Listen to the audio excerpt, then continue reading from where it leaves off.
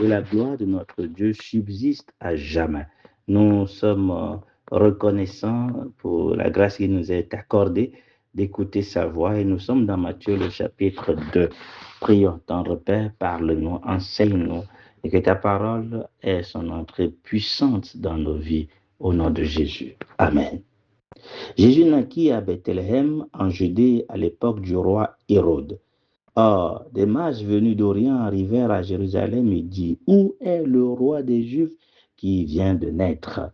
En effet, nous avons vu son étoile en Orient et nous sommes venus pour l'adorer. Quand le roi Hérode, après cela, il fut troublé et tout Jérusalem avec lui. Il rassembla tous les chefs des prêtres, qui est spécialistes de la loi, que comptait le peuple, et leur demanda où le Messie devait naître. Il, leur, il lui dit à Bethléem, en Judée, car voici ce qui a été écrit par le prophète. Et toi, Bethléem, terre de Juda, tu n'es certes pas la plus petite parmi les principales villes de Juda, car de toi sortira un chef qui prendra soin d'Israël, mon peuple. Alors Hérode fit appeler en secret les mages. Il s'informa soigneusement auprès d'eux du moment où l'étoile était apparue. Puis il les envoya à Bethléem en, en disant, allez prendre des informations exactes sur le petit enfant. Quand vous l'aurez trouvé, faites-le moi savoir afin que j'aille moi aussi l'adorer. Après avoir entendu le roi, ils partirent et l'étoile qu'ils avaient vue en Orient allait devant eux jusqu'au moment où, arrivé au-dessus de l'enfant, de l'endroit où était le petit enfant, elle s'arrêta. Et quand ils aperçurent l'étoile, ils furent remplis d'une très grande joie. Ils entrèrent dans la maison, virent le petit enfant avec Marie, sa mère, se prosternèrent et l'adorèrent. Ensuite, ils ouvrirent leur trésor et lui offrirent en cadeau de l'or, de l'encens et de la myrrhe. Puis, avertis dans un rêve de ne pas retourner vers Hérode, ils regagnèrent leur pays par un autre chemin. Lorsqu'ils furent partis, un ange du Seigneur apparut dans un rêve à Joseph et dit, lève-toi, prends le petit enfant et sa mère, fuis en Égypte, reste-y pendant et jusqu'à ce que je te parle, car Hérode va rechercher le petit enfant pour le faire mourir.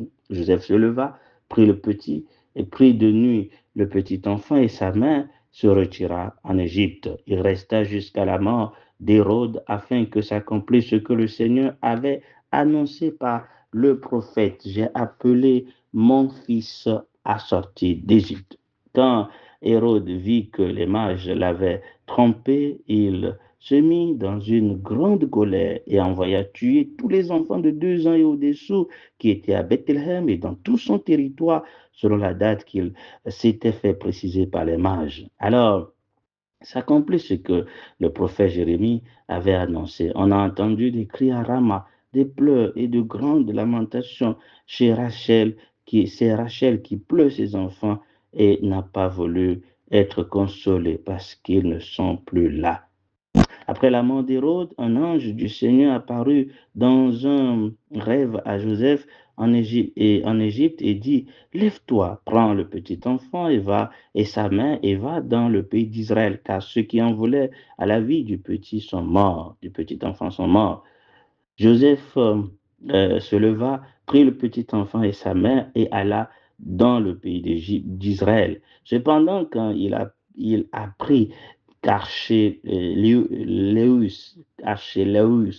régnait sur la Judée à la place de son père Hérode, il eut peur de s'y rendre. Averti dans un rêve, il se retira dans le territoire de la Galilée et vint habiter dans une ville appelée Nazareth, afin que s'accomplisse ce que les prophètes avaient annoncé, il sera appelé Nazareth. Gloire à Dieu, gloire infinie à notre Dieu. Matthieu présente Jésus sous la forme de roi d'Israël, et nous verrons en effet plusieurs caractéristiques de ce titre merveilleux de notre Seigneur. Mais ce passage nous enseigne d'abord une vérité, que Dieu veille sur le petit enfant, et que ce petit enfant dépendant de Dieu dès sa naissance était donc à l'abri de tout. Et d'ailleurs, quand il passait de lieu en lieu, on voit bien que l'objectif, ce n'est pas tant parce qu'il fuyait ou il avait peur de sa vie, parce que on le connaît, dans tout son parcours, personne ne pouvait porter la main à Jésus, d'accord, il ne pouvait pas se saisir de lui tant que son heure n'était pas arrivé. Mais c'est aussi parce que, voilà, il y a des vérités cachées, ou plutôt des prophéties, et le Seigneur avait au préalable en réalité prévu quand même comment les choses allaient se passer, et avec raison, ou plutôt avec des leçons intéressantes que nous en tirons. Donc d'abord, la première vérité, c'est que Dieu veille. Il veille sur ce petit enfant, il veille sur sa parole aussi pour que cela s'accomplisse. Et d'ailleurs, donc on le sait très bien, que la révélation a été donnée à Marie, qui était à Nazareth, d'accord, mais la naissance a eu lieu à Bethléem. Et cette naissance, Luc nous explique comment ça s'est passé. Donc Dieu a suscité dans le cœur de l'empereur donc d'imposer le recensement. Et c'est là que Joseph et Marie, qui devaient aller se recenser, donc une fois qu'ils étaient arrivés à Bethléem, c'est là que Marie donc a donc accouché. Vous voyez, donc Dieu avait sa main derrière tout, il a toujours sa main derrière toute chose. Voilà, il contrôle tout, et nous avons là en effet une pleine assurance que mettre la confiance dans les paroles du Seigneur est notre sûreté, puisque il est celui qui guide et dirige toutes choses. Sa parole s'accomplira avec exactitude. Et donc nous pouvons, voilà, mettre vraiment et avec assurance notre confiance dans cette parole. Et d'ailleurs, c'est le manque de connaissance de cette parole qui a fait que Jérusalem et le roi Hérode et tout, tout son entourage étaient étonnés d'apprendre qu'un roi a été, donc un roi est né, voilà, et parce qu'ils ne connaissaient pas. C'est quand ils ont plongé leur regard dans les Écritures qu'ils se sont rendus compte que, ah oui, c'était prophétisé bien avant que le roi allait naître.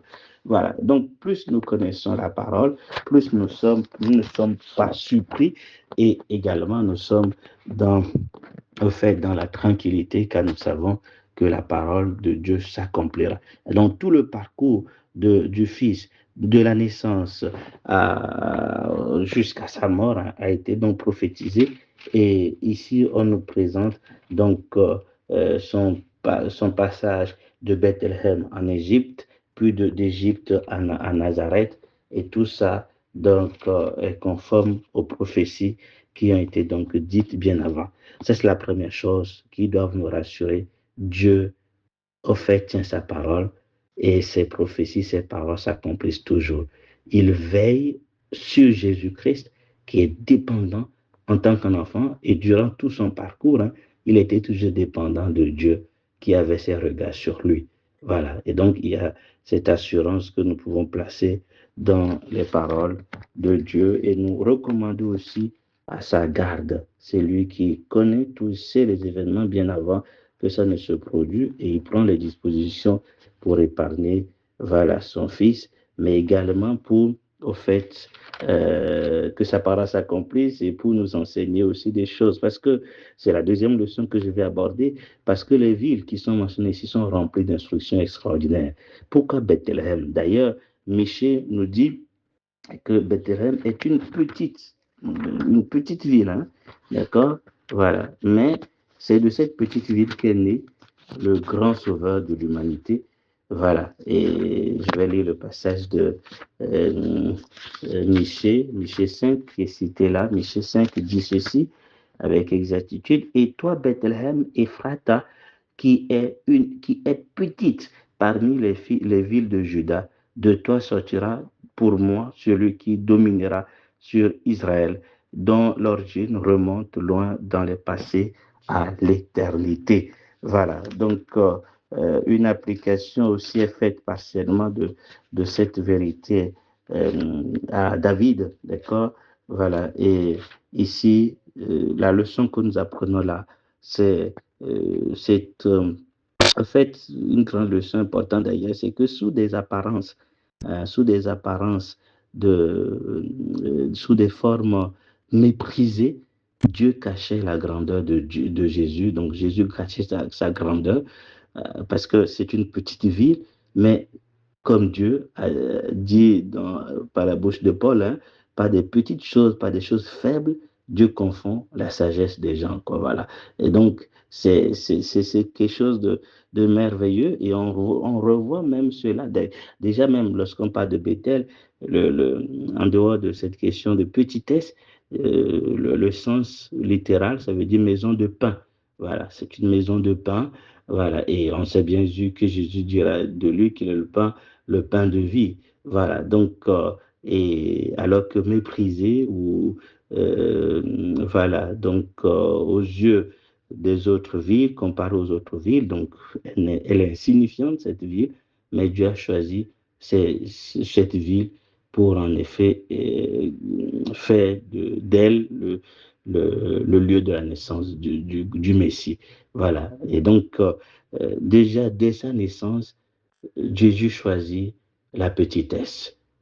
Et c'est ce que nous voyons même dans le fait qu'il n'est pas né dans l'autel, mais plutôt à la crèche. Ce n'est pas dit dans ce passage. Voilà. Donc, mais nous savons que Luc dit qu'il est né dans la crèche. Voilà.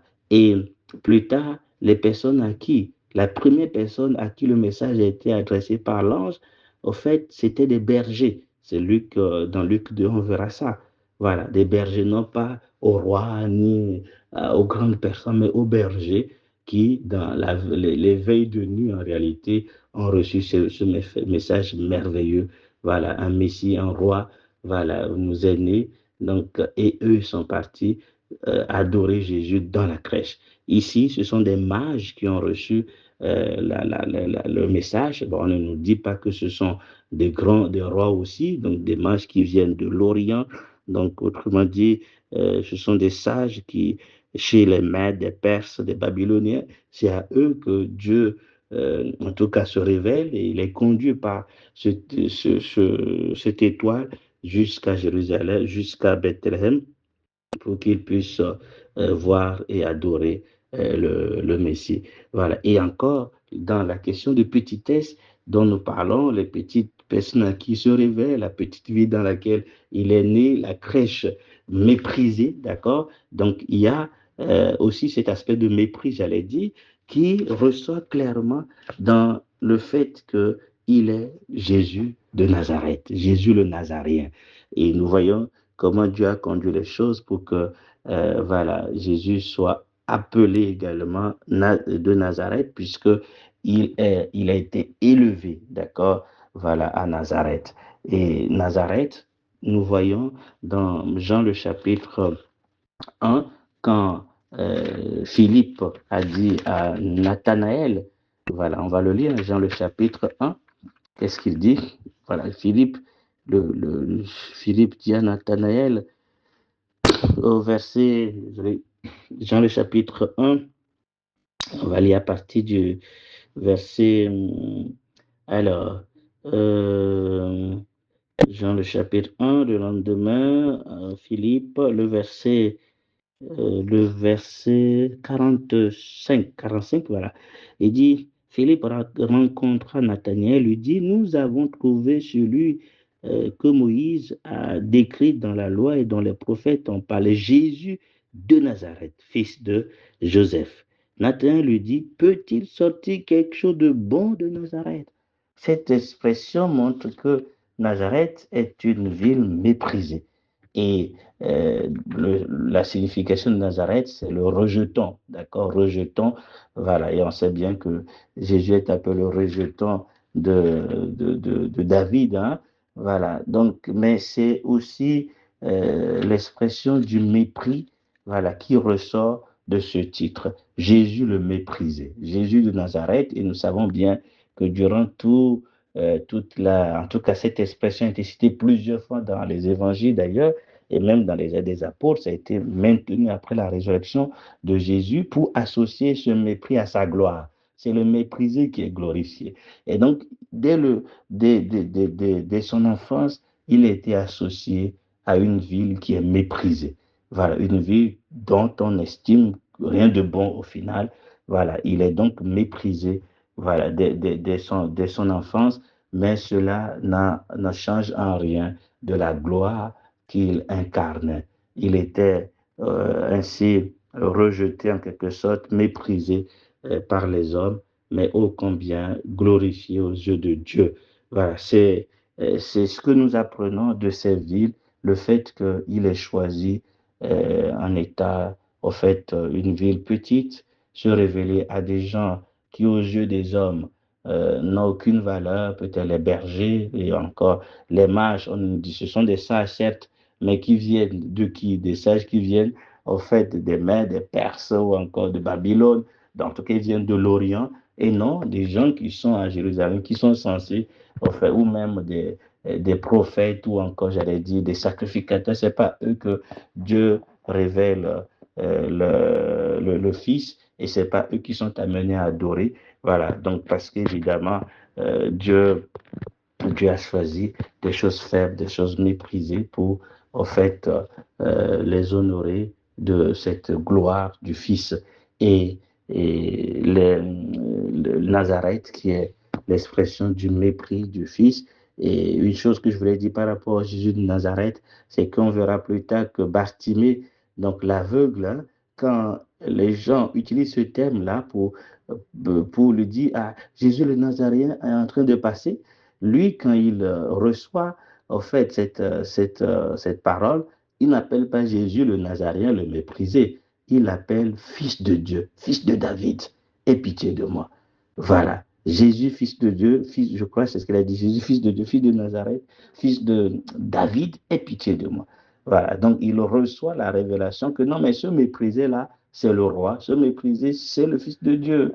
Voilà, et donc nous devons aussi savoir que pour Dieu, ce qui importe, c'est plutôt comment lui voit, comment lui nous considère. On peut être méprisé, rejeté, mais devant Dieu, nous sommes bien évidemment d'une valeur inestimable, une gloire repose sur nous et nous devons donc voir les choses comme Dieu voit. Le méprisé est quand même le glorieux Fils de Dieu et dans des formes voilà, de petitesse, des formes de mépris ou de mépriser, il cachait toute sa grandeur.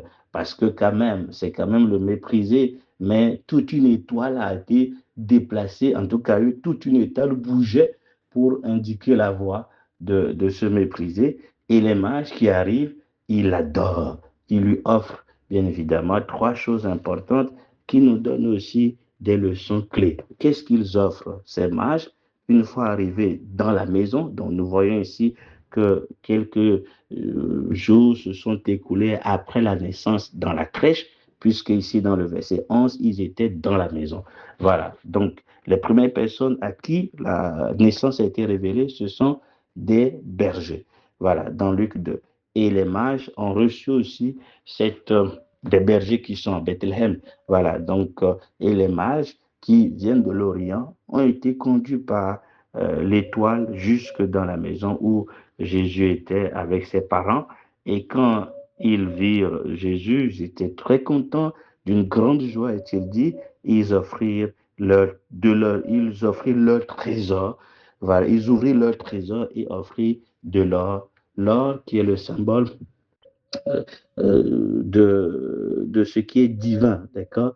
Lorsque nous voyons, surtout dans le temple, hein, tout ce qui est en or pur, tout ça, ça fait allusion à ce qui est divin, voilà, où on peut même l'associer à la royauté, mais hein, c'est surtout voilà, le côté quand même de ce divin Fils de Dieu, en tout cas, ce Fils de Dieu, cette nature divine qui est mise en avant là, le fait en effet que celui qui est né devant eux n'est pas un simple homme, mais il revêt d'un caractère revêt un caractère glorieux et à sa source du ciel.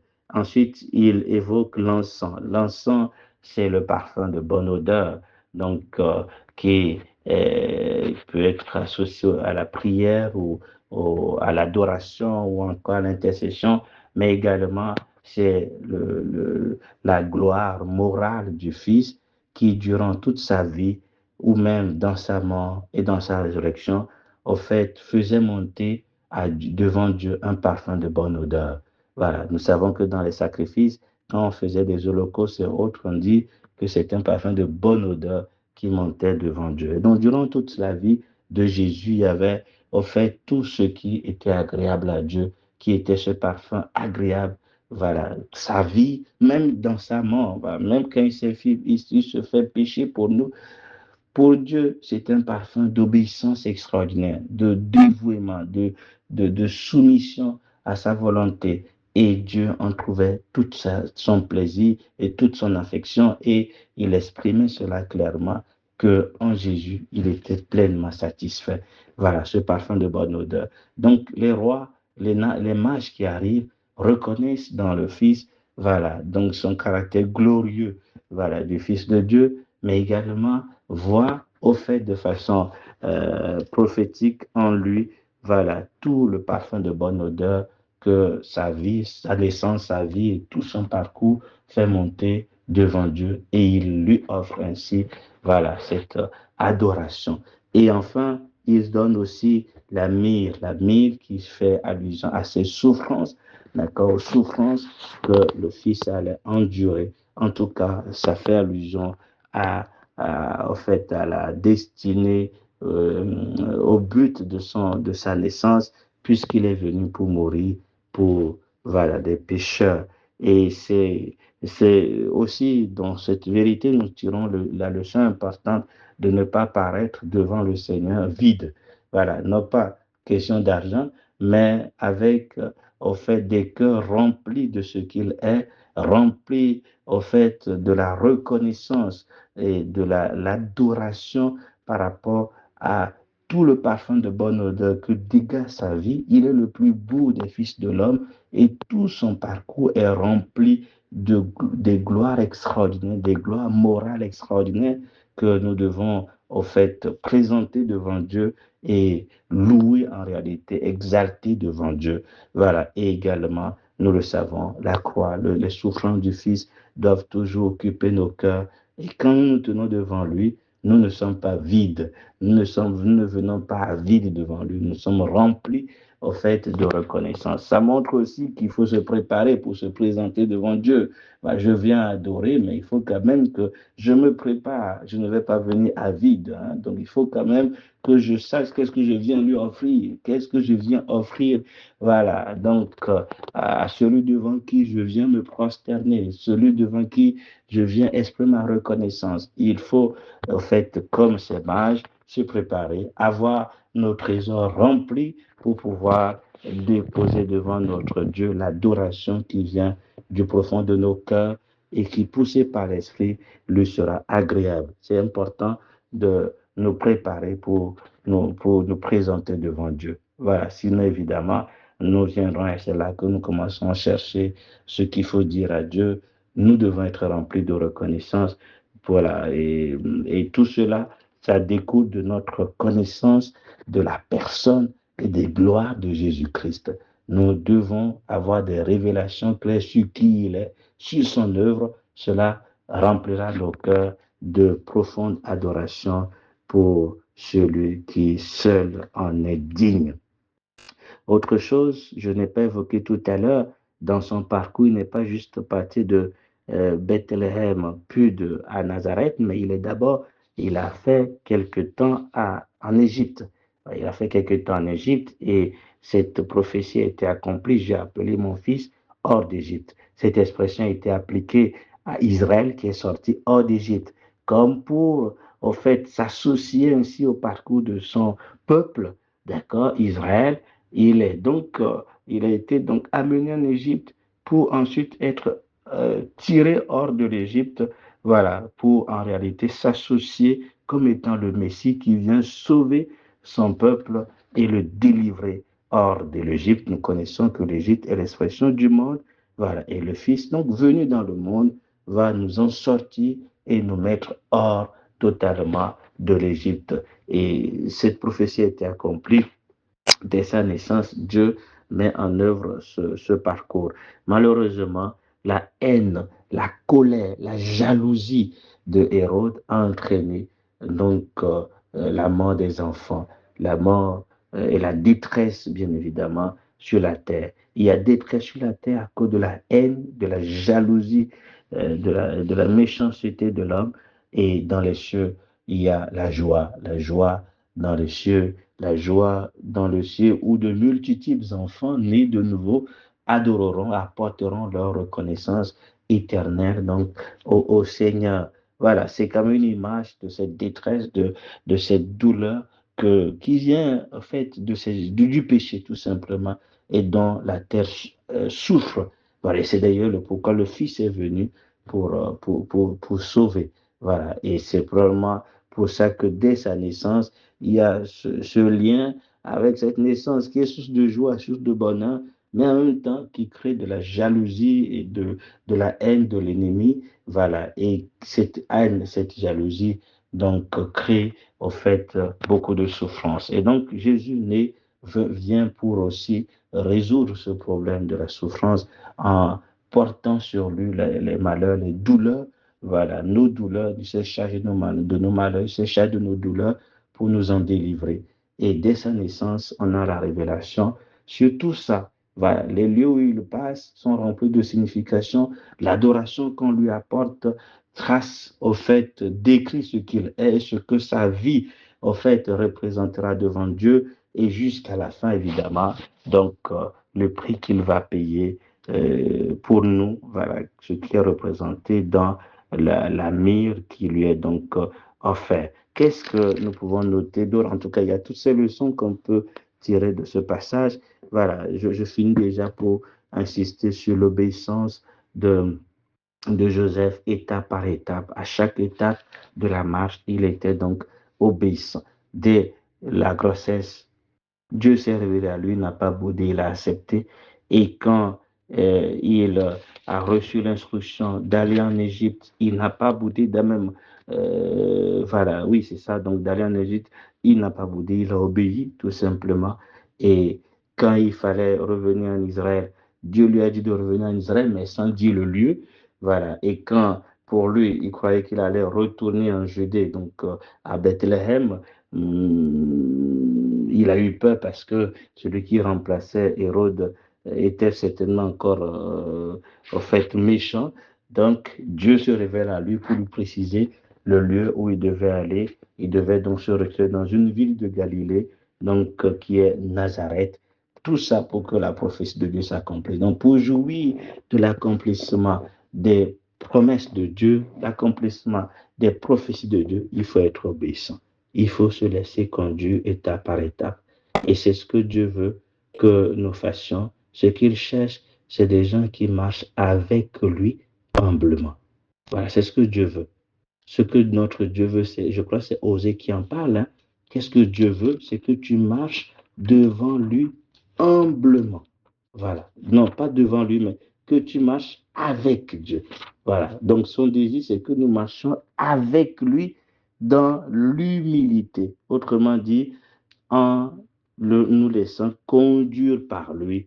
Ce n'est pas nous qui dictons le chemin, c'est lui qui dicte le chemin, puisque c'est lui qui connaît toutes choses.